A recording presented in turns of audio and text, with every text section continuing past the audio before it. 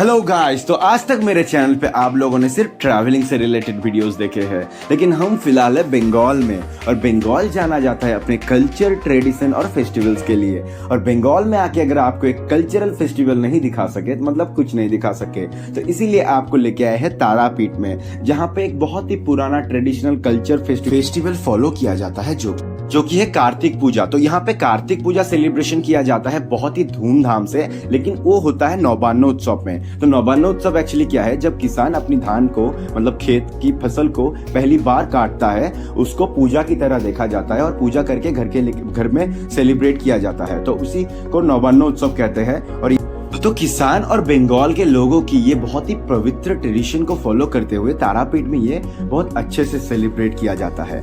तो तारापीठ में बेसिकली अलग से कोई भी देवी मूर्ति का पूजा नहीं होता, मतलब अलग से कोई भी सेलिब्रेशन, दुर्गा पूजा ले लो आप, या फिर आप काली पूजा, जगद्धात्री पूजा जो है वो तारा माता के ऊपर ही किया जाता है। मतलब तारा माता की मूर्ति के ऊपर ही सभी देवी मूर्ति का पूजा होता है। जितना भी बड़ा बड़ा सेलिब्रेशन है सब तारा माता का मंदिर में ही होता है। तो अलग से कोई पैंडल या फिर मंडप बना के कोई सेलिब्रेशन नहीं किया जाता।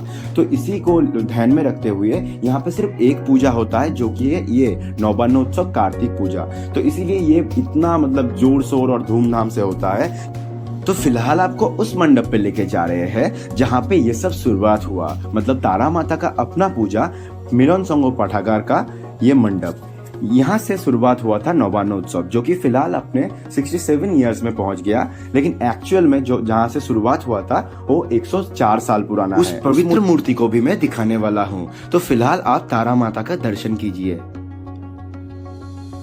तो इस साल का इन लोगों का जो थीम है वो बहुत ही एक गहरा मैसेज देने की कोशिश कर रहा है कि हम सब डेली लाइफ में जो कुछ भी यूज करते हैं उसका परिणाम स्वरूप हमारे प्रकृति माँ को क्या क्या नुकसान हम जाने या फिर अनजाने कर रहे हैं, इसी को सामने रखते हुए ये मंडप बनाया गया है। तो ये प्रचेष्टा सबको बहुत पसंद आया और आप देख सकते हैं जिन्होंने भी इस मंडप को बनाया है बहुत ही सूझबूझ और समझ के साथ बनाया है। धीरज के साथ उन्होंने एक एक पॉइंट ऑफ व्यू को हमारे सामने उठाने की कोशिश किया है। आप अंदर देख सकते हैं कैसे हमारे डेली यूज करने वाले मिनिमल से मिनिमल चीजों से प्रकृति की बहुत ज्यादा हानि पहुंच रहा है। जैसे आपके सामने ये सिगरेट के डिब्बे से बिल्डिंग बनाया गया है और आप ऊपर देख सकते हैं ग्रीन ग्रीन ग्रास से एक पूरा पेड़ है और नीचे वो पेड़ धीरे धीरे हमारे हानि पहुंचाने की कारण से वो सूख रहा है। और उस पेड़ में रहने वाले जितने भी बर्ड्स थे वो धीरे धीरे विलुप्त की तादाद पे है। मतलब कोई कोई बर्ड तो आप देख भी नहीं सकते और कोई कोई बर्ड खत्म होने की तादाद पे है। और उससे प्रकृति माँ को एकदम से सब कुछ खत्म होने की आशा नजर आ रहा है।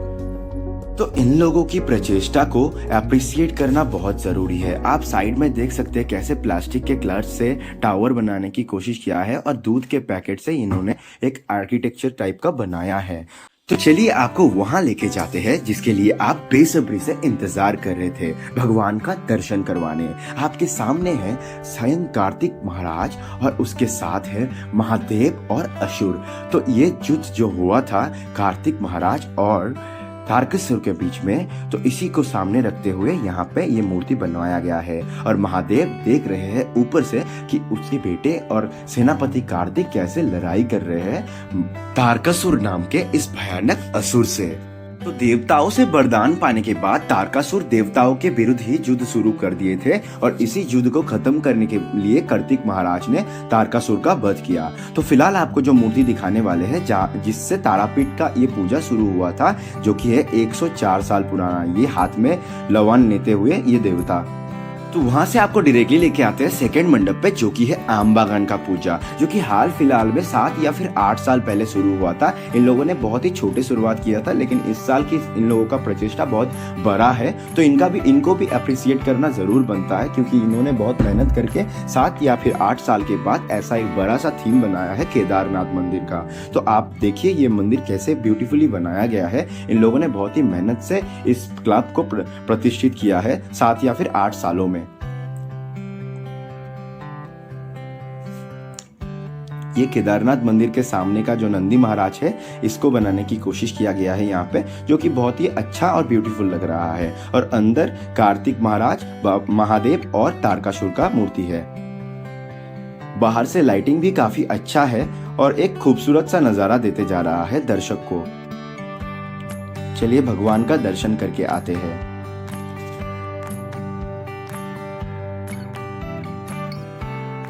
ये भी बहुत खूबसूरत से बनाया गया है कार्तिक महाराज महादेव की मूर्ति। स्पेशली महादेव का जो मूर्ति है ना, वो बहुत अच्छा और ब्यूटीफुल लग रहा है।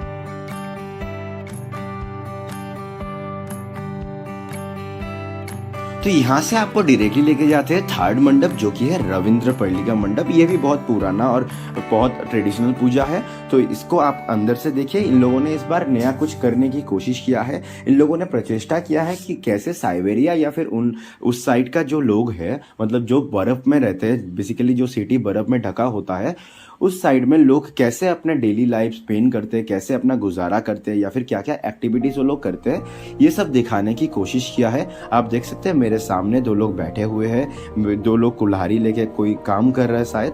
तो इसी टाइप का एक एटमॉस्फेयर बनाया गया है, आइस का नज़ारा बनाया गया है। और वो साइड में पेंगुइन है, यहाँ पे 2 लोग स्केटिंग कर रहे हैं बर्फ में। तो इसी एक ब्यूटीफुल नज़ारे के साथ इन्होंने एक नया चीज़ ट्राई किया कि जो कि अलग मटेरियल से इन्होंने भगवान की मूर्ति बनाने की कोशिश किया है, जो कि आपको आगे दिखाने वाले हैं। और ये देखिए आप 2 हस्की लेके एक आदमी जा रहा है। क्या कर रहे हैं, कहाँ जा रहे हैं, मुझे भी मालूम नहीं। तो आपको दिखाते हैं, चलो आगे का जो सीन है।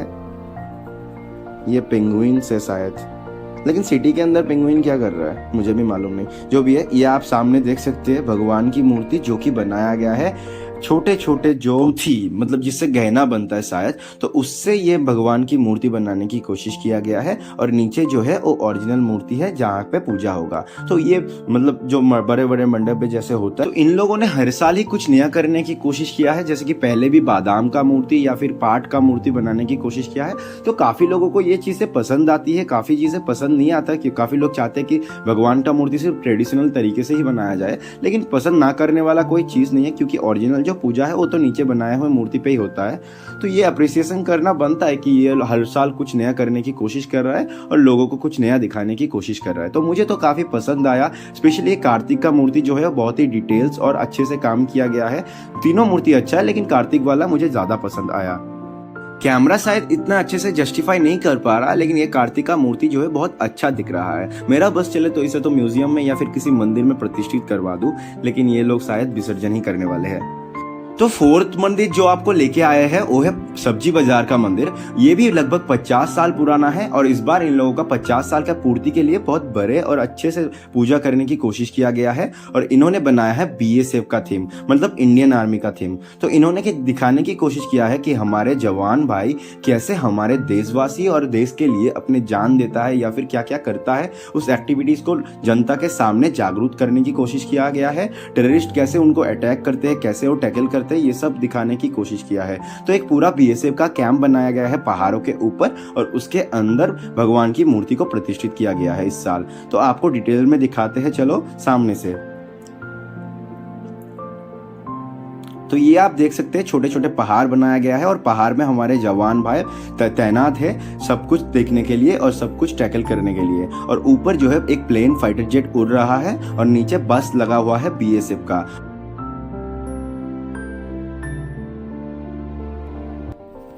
तो BSF कैंप और पहाड़ों के बीच में, मतलब अंदर, ये भगवान को प्रतिष्ठित करने की इस साल कोशिश किया गया है। और अंदर पे काफी अच्छा सा एक मंडप बनाया गया है भगवान के लिए। तो आप देख सकते हैं यहाँ पे दीवार पे भी छोटे छोटे भगवान का मूर्ति लगा हुआ है और ऊपर भी झाड़बाती काफी अच्छा लग रहा है। तो आपको सामने से दिखाते हैं मंडप और थीम के अलावा भगवान की मूर्ति कैसे बनाया गया है। ये रथ जो है मुझे काफी पसंद आया, गोल्डन कलर में ये रथ बहुत ही अच्छा दिख रहा है कार्तिक महाराज के साथ। और रथ में एक छोटा सा गणेश का मूर्ति भी बनाया गया है। तो चलिए यहाँ से डायरेक्ट आपको लेके जाते हैं 5th मंडप में, जो कि है पालपारा का मंडप। इन्होंने भी इस साल काफी कुछ करने की कोशिश किया है, तो आपको धीरे धीरे सब कुछ दिखाते हैं। तो यहाँ पे कोशिश किया गया है कि महादेव का जो पुराना हिंदू मंदिर जैसे होता है उसी हिसाब से यहाँ पे डिजाइन किया गया है। आप देख सकते हैं पूरे मंडप में छोटे छोटे त्रिशूल लगा हुआ है, स्वस्तिक है, ओम है। तो इसी ओम, स्वस्तिक या फिर छोटे छोटे महादेव के शिवलिंग लगा हुआ है, इसी बीच में एक पुराना मंदिर क्रिएट करने की कोशिश किया गया है। और सामने रखा हुआ है महादेव का एक छोटा सा मूर्ति और उसके पीछे है ओरिजिनल जो मूर्ति है कार्तिक महादेव और तारकासुर का मूर्ति जहाँ पे पूजा होगा। तो आप देख सकते हैं ये काफ़ी अच्छा दिख रहा है, छोटे छोटे त्रिशूल को बनाया गया है काफ़ी अच्छे से। फिनिशिंग टच बहुत अच्छा लगा मुझे इस पैंडल का।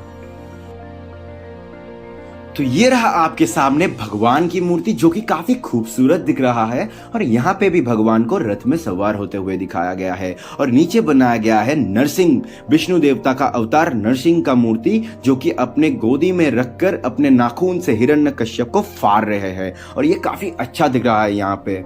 तो हिरण्यकश्यप असुर राज था और भगवान विष्णु का बहुत बड़ा दुश्मन। तो उन्होंने ठान लिया था कि जो भी व्यक्ति या फिर भगवान विष्णु का नाम लेगा उनको वो जिंदा मौत के घाट उतार देंगे। तो इसी को रोकने के लिए भगवान विष्णु ने नरसिंह अवतार लिया और प्रहलाद को बचाने के खातिर हिरण्यकश्यप को अपने गोदी में बिठाकर जिंदा बीच में से फाड़ दिया।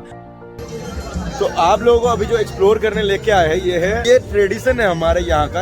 ये लोग जो है खुद अपने आप बनाता है ये सब। आप जो भी मंडप यहाँ पे देख रहे हैं, मतलब ये वाला जो है स्पेशली वो अपने हाथों से बनाते हैं ये लोग। तो जैसे कि मैंने आपको बताया ये लोग अपने हाथों से सब कुछ बनाते हैं, तो इसीलिए इस मंडप में आके ना आपको देखने में भी बहुत मजा आता है, क्योंकि कमेटी के जो मेंबर्स है उन्होंने ही मेहनत करके ये सब बनाया है, तो अप्रिशिएट करना तो जरूर बनता है। और इन लोगों का इस बार का जो थीम है, हमको बंगाल में बचपन में जो पढ़ाया जाता है उसी को छोटे छोटे मूर्ति के रूप में देखे हुए एक पुराना ख्यालात को फिर से जिंदा करने की कोशिश किया गया है। और यहाँ पे छोटे छोटे स्टोरी लिखा हुआ है बंगाल में, तो अगर आप पढ़ सकते हैं तो जरूर पढ़ लीजिएगा। तो ये सब छोटे छोटे जो स्टोरी थे ना, ये हमारे क्लास 1 क्लास 2 के बच्चों को पढ़ाया जाता है, और हमने भी बचपन में ये सब पढ़ा हुआ है। तो ये काफी अच्छा एक मेमोरेबल चीज है, लोगों को अपने बचपन की यादों को ताज़ा करने का एक मौका मिलेगा। और ये इन लोगों का ये थीम जो है ना, भगवान की मूर्ति को रखने का जो स्टाइल है या फिर भगवान की मूर्ति को जो कॉन्सेप्ट ये उन्होंने बनाया है वो काफी अच्छा दिख रहा है।